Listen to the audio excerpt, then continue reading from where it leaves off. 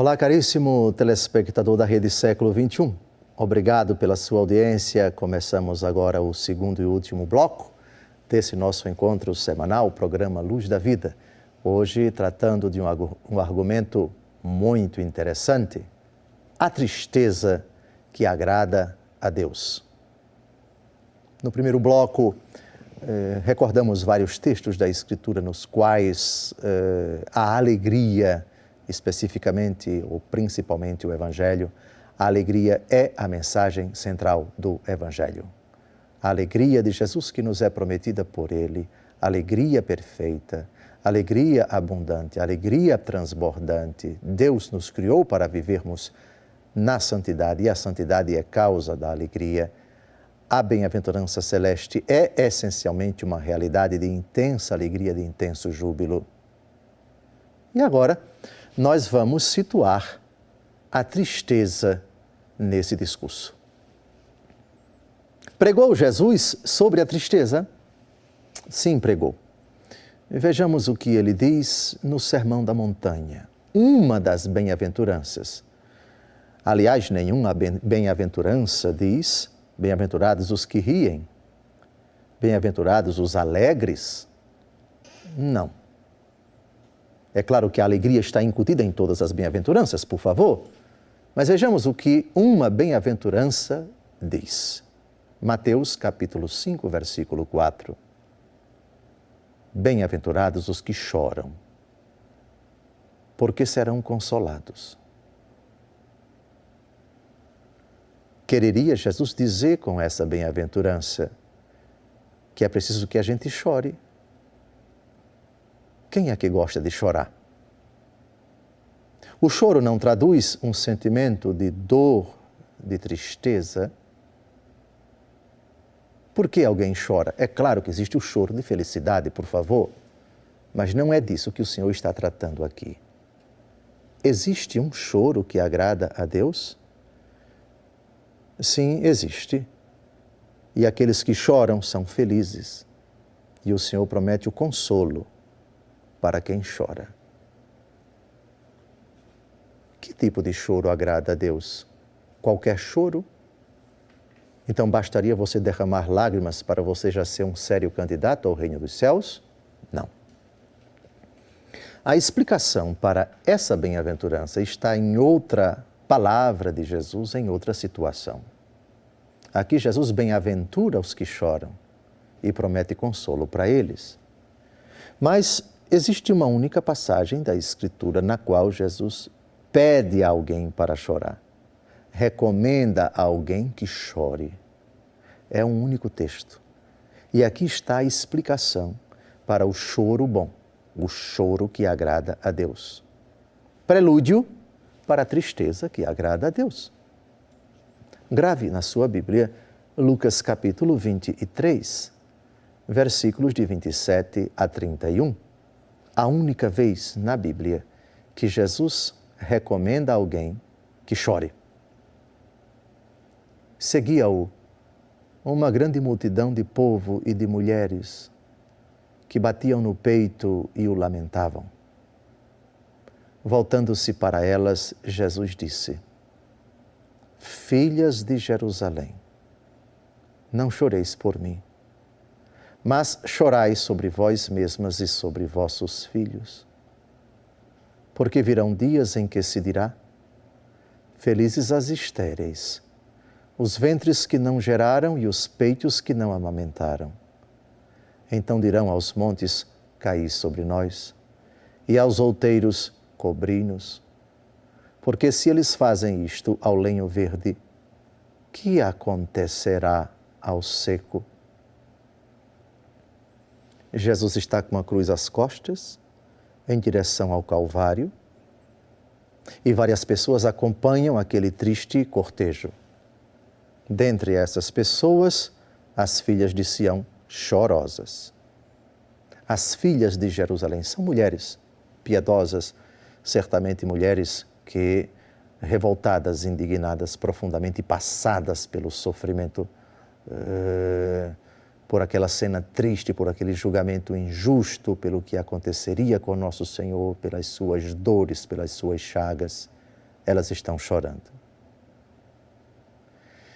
E Jesus vai dizer, vocês não chorem por mim. Traduzindo, eu não preciso da dó de vocês, da compaixão de vocês, da pena de vocês. Vocês estão chorando pelo motivo errado. Não choreis por mim. Chorai por vós mesmas e por vossos filhos.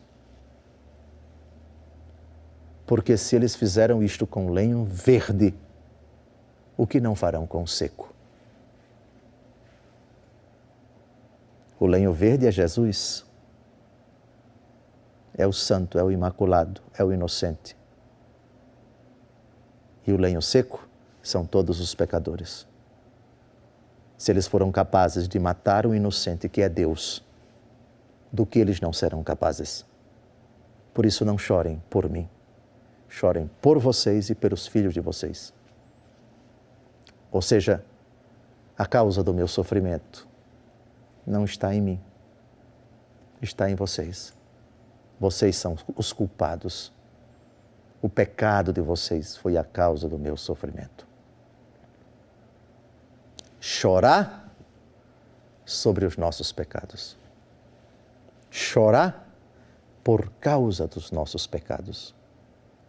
Aqui está o choro bem-aventurado. Bem-aventurados os que choram. Ou outra tradução, os aflitos, porque eles serão consolados.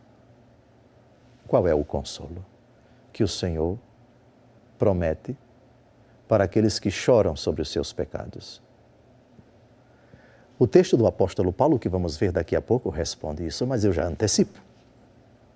Quem chora sobre os seus pecados, quem entra dentro de si e, movido pelo Espírito Santo, faz um sério exame de consciência e constata que está em pecado e pede o dom da compunção, do sincero arrependimento, da contrição perfeita, esse sente uma dor profunda no seu coração.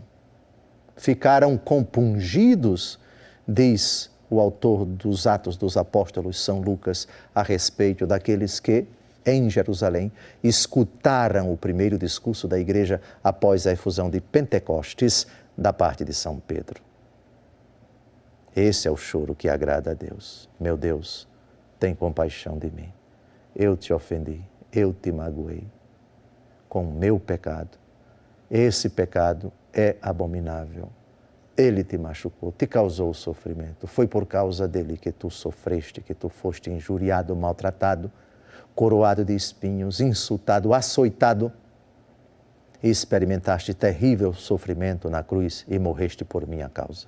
Eu, pobre pecador, pior do que Judas Iscariotes, tem compaixão de mim. Que vergonha, que dor, que humilhação, por eu ter dito esta coisa, por eu ter feito tal coisa, por eu ter me omitido do dever que eu devia efetivar e não efetivei.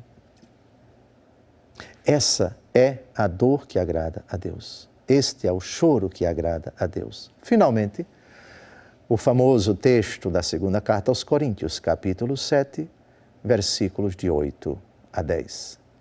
Esse texto é clássico e eu pediria a você que anotasse, que destacasse na sua Bíblia. Se minha carta vos penalizou, não me arrependo. Se a princípio o senti, porque vejo que, ao menos por um momento, essa carta vos penalizou, agora me alegro. Não porque fostes entristecidos, mas porque esta tristeza vos levou à penitência.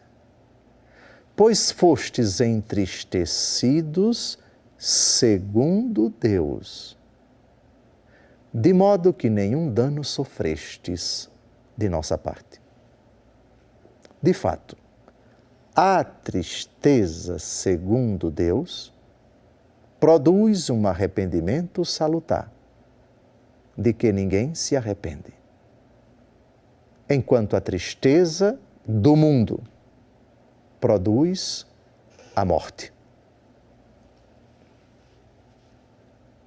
São Paulo escreveu uma carta que deixou os coríntios profundamente entristecidos.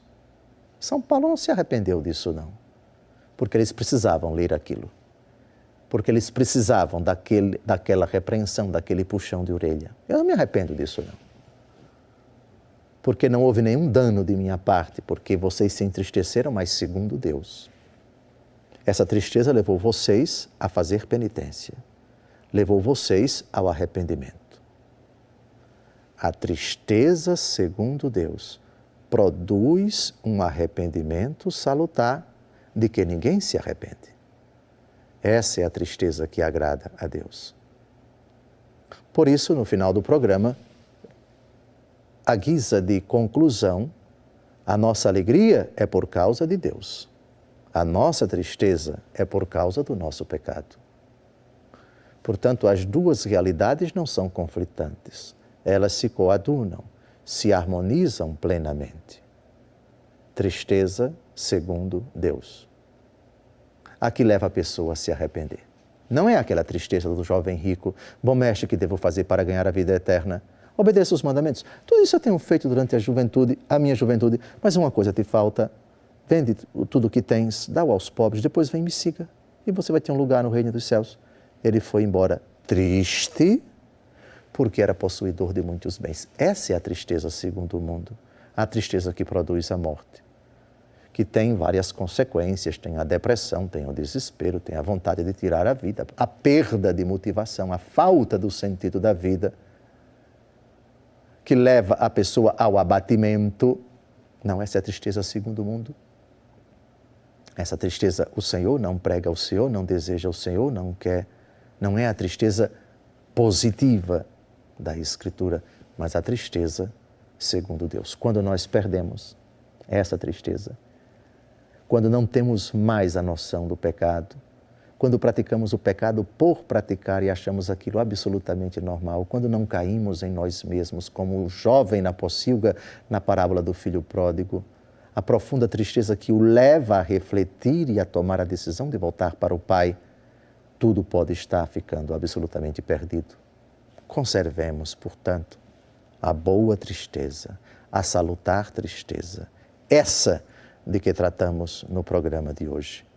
A tristeza boa, a tristeza segundo Deus, a tristeza que, segundo as palavras do apóstolo Paulo, produz um arrependimento salutar de que ninguém se arrepende. Filhas de Jerusalém, não choreis por mim, chorai por vós mesmas e por vossos filhos. Amém.